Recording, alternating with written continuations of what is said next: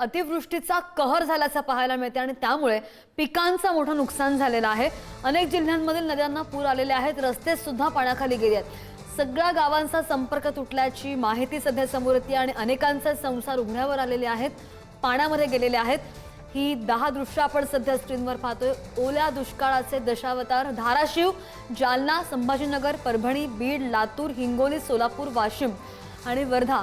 जसं हवामान विभागाने पावसाचा अंदाज वर्तवला होता, मुसळधार पाऊस या सगळ्या भागांमध्ये पडतोय आणि त्यानंतर या पावसानंतर जी झालेली परिस्थिती आहे, अनेकांचे संसार उघड्यावर आलेले आहेत, ते आपण दृश्यांमध्ये पाहतोय।